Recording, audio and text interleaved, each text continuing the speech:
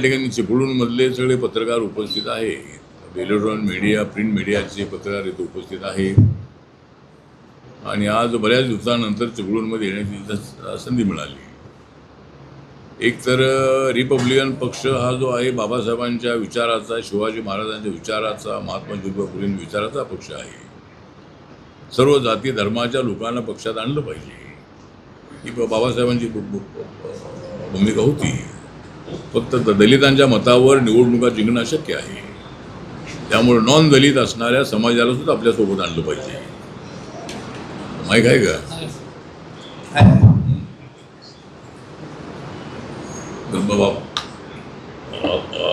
बाबासाहेबांची भूमिका अशीच होती की रिपब्लिकन पक्ष जो आहे, बाबासाहेब आंबेडकर हे all India schedule caste federation चालूच होते आणि 1942 मध्ये all India schedule caste federation स्थापना झाली होती.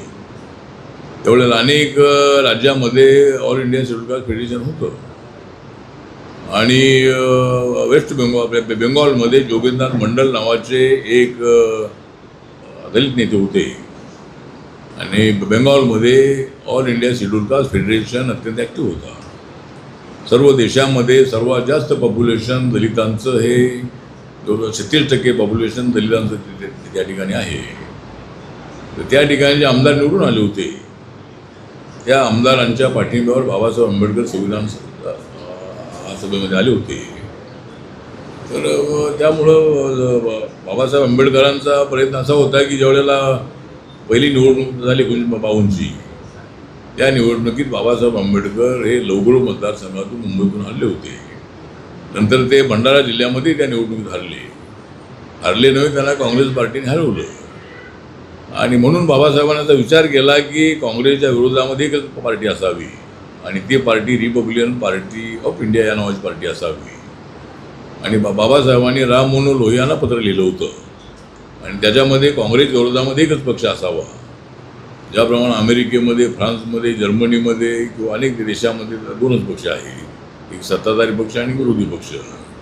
बाबासाहेबांची अशी कल्पना होती की आपल्या देशामध्ये काँग्रेस विरोधामध्ये एकच रिपब्लिकन पक्ष असावा. तो जनता पार्टीच्या वेळेला प्रयोग झाला होता की सगळे अनेक पक्ष त्यामध्ये आले होते. तर तशी इच्छा त्यांची होती, पण त्यांच्या हयातीमध्ये काय RPI स्थापन होऊ शकला नाही. पण रिपब्लिकन पक्षाची भूमिका बाबासाहेबांचीच होती की सर्व जाती धर्माच्या लोकांना पक्षात आणायचं. गरीब असेल, शेतकरी असेल, युवा असतील, महिला असतील, बेरोजगार असतील किंवा अनेक जे ब्राह्मण असतील किंवा ठाकूर असतील, मराठा असतील, राजपूत असतील, जाट असतील, हिंदू असतील, मुस्लिम असतील, शीख असतील, इसाई असतील, सर्व जाती धर्माच्या लोकांना पक्षात ही भूमिका होती. तर त्याप्रमाणे आज आता रिपब्लिकन पक्षामध्ये गट असले तरी माझ्या अध्यक्षतेखालचा जो गट रिपब्लिकन पार्टी ऑफ इंडिया आहे, या पक्षाच्या शाखा भारताच्या सर्व राज्यामध्ये आहे आणि 2 राज्यामध्ये आमचा पक्ष रेकग्नाइज आहे, नागालँड आणि मणिपूरमध्ये. आणि आता 4 राज्यांच्या निवडणुका जेवढे लिहिल्या जातात पुढच्या वर्षी, आता 7-8 महिन्यानंतर फेब्रुवारी मार्चमध्ये, तर 4 राज्याच्या निवडणुका येत आहेत. त्यामध्ये उत्तर प्रदेश आहे, उत्तराखंड आहे, पंजाब आहे, मणिपूर आहे. 4ही राज्यामध्ये RPIच्या युनिट्स आहे आणि 4ही राज्यामध्ये आम्ही निवडणूक लढणार आहोत. जी जागा लढायच्या ते आम्ही नंतर आम्ही एक्झाम करतो, पण त्या जागा काही जागा स्वबळावरच आम्ही लढणार आहोत आणि बाकीच्या जागांवर BJPला पाठिंबा देण्याचा आमचा निर्णय असेल. त्यामुळं 4ही राज्यामध्ये NDA कशी निवडून येईल असा प्रयत्न आमचा राहणार आहे. उत्तर प्रदेशमध्ये आमचं म्हणणं असं आहे की मायावतीचा जनाधार अत्यंत कमी होतो आहे. मायावतीचा एक आमदार निवडून आला होता आता मागच्या वेळेला आणि 2022ला आणि ज्या मायावतीचे एकदा 207 आमदार निवडून आले होते, त्या मायावतीचा एकच आमदार निवडून आला आहे.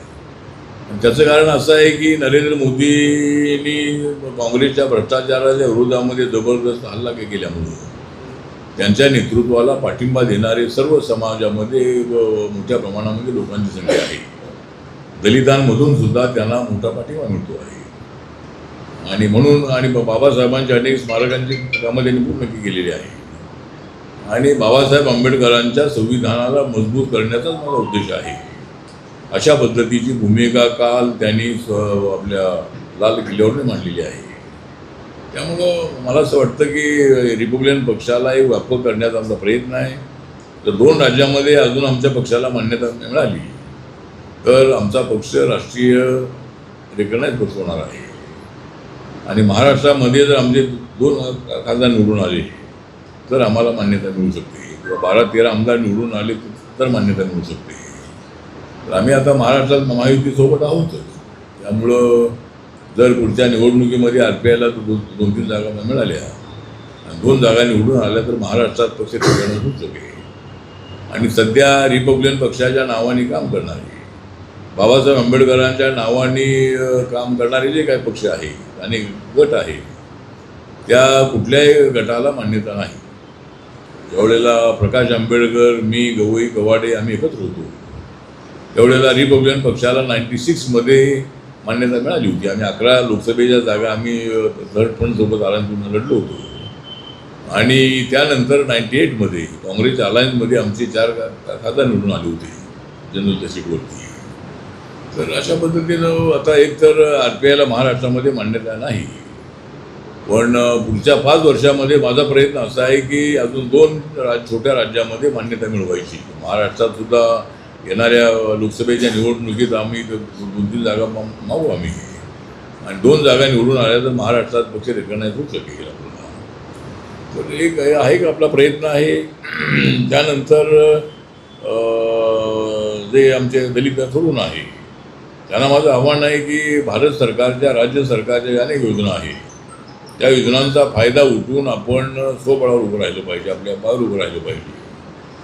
सगळ्यांनी नोकऱ्या शोधण्यापेक्षा त्यांनी आपले उद्योग टाकावे आणि 10, 20, 50, 100, 200 लोकांना कसा रोजगार मिळेल या दृष्टिकोनातून सरकारच्या अनेक योजना आहेत. MSME योजना मोठ्या प्रमाणात आहे. प्रधानमंत्री मत्स्य संपदा योजना आहे, त्यामध्ये 50 लाखाची योजना आहे, त्यामध्ये 30 लाख सबसिडी आहे. आणि 6 महिन्यातून ते अर्ध्या एकरामध्ये 5 टँक टाकायचे, 6 महिन्यामध्ये मछली तयार होते आणि व्यापारी ते घेऊन जाण्यासाठी येतात. त्यामुळं 6 महिन्यामध्ये कमीत कमी 90,000 ते 1 लाख रुपये त्या शेतकऱ्याला फायदा होतो. तर अशी योजना आहे किंवा अनेक अशा योजना आहेत. MSMEच्या अनेक योजनांमध्ये सबसिडी आहे. त्याचा फायदा उठवून मला वाटतं की कोकणाचा विकास जर करायचा असेल, कोकणामध्ये थोडे छोटे मोठे उद्योग आले पाहिजे. आणि कोकणचा जो माणूस आहे त्या माणसाला मुंबईकडे सगळ्यांना जाण्यापेक्षा त्यांना याच ठिकाणी रोजगार मिळाला तर कोकणाच्या विकासासाठी ते अत्यंत आवश्यक आहे. कोकण हे सृष्टी सौंदर्याने नटलेला अशा पद्धतीचा परिसर आहे. अनेक डोंगरांनी अनेक झाडांनी व्यापलेला अशा पद्धतीचा परिसर आहे. त्यामुळे या ठिकाणी पर्यटक मोठ्या प्रमाणामध्ये येण्यासाठी काही स्पॉट आता अनेक ठिकाणी पर्यटक येतातच, पण अजूनही याला डेव्हलप करणं अत्यंत आवश्यक आहे. जे टुरिझम मिनिस्टर आहे महाराष्ट्राचे त्यांनीसुद्धा याचा अभ्यास करून कोणत्या ठिकाणी टुरिस्ट येऊ शकतात याच्यासाठी प्रयत्न होणं आवश्यक आहे. आणि कोकणाचा विकास झाला पाहिजे अशी रिपब्लिकन पक्षाची भूमिका आहे. त्यामुळं कोकणाचा माणूस जो नोकरदार आहे, कोकणातला जो आमचा तरुण आहे, त्यांनी आपले उद्योग चांगल्या पद्धतीने टाकत असं एक आपलं मत आहे. त्यानंतर आता एक तर काँग्रेस जनता पार्टी जी आहे आपल्या अभिजित दिपकेने गेलेली, तर माननीय चंद्रकांत जे सुप्रीम कोर्टाचे चीफ जस्टिस आहे त्यांनी सांगितलं की माझ्या वक्तव्याचा विपर्यास करण्यात आला. काँग्रेस मी म्हणालो होतो, आता त्या काँग्रेसच्या नावाने अभिजितनी ती पार्टी सुरू केलेली आहे. आता पहिल्या लढ्याला त्याला यश मिळालेलं आहे. म्हणजे धर्मेंद्र प्रधान यांचा राजीनामा घ्या किंवा दिलाच पाहिजे ही भूमिका त्यांची होती आणि नरेंद्र मोदी यांच्या सरकारने त्यांच्या मागण्या मान्य केलेल्या आहे. आणि आता पुढे काय करायचं, पण अभिजित दिपके हा अरविंद केजरीवाल यांच्या टीममधला तो स्टुडंट आहे म्हणजे त्यांच्या टीममध्ये तो अनेक दिवस राहिलेला आहे. माननीय अण्णा हजारे साहेबांचं जे आंदोलन होतं त्या आंदोलनाच्या काळामध्ये किंवा नंतर तो त्यांच्यासोबत आता राहिलेला आहे. ठीक आहे, तो कुठेही राहिला असला तरी आपलं मत असं आहे की आता अभिजित झिपकेनी रिपब्लिकन पक्षात आलं पाहिजे. म्हणजे रिपब्लिकन पक्ष हा बाबासाहेबांचा खरा पक्ष आहे. रोज एखादा पक्ष काढून उपयोग नाही, पण त्यांनी तो पक्ष काढल्यामुळं नीट एक्झाममध्ये झालेल्या पेपर फुटीचा मोठ्या प्रमाणामध्ये इम्पॅक्ट जो आहे, हा इम्पॅक्ट हा घराघराशी पोचलेला होता. आणि पेपर लीक होणं अत्यंत अयोग्य आहे. अनेक वेळेला पेपर लीक होत आहे.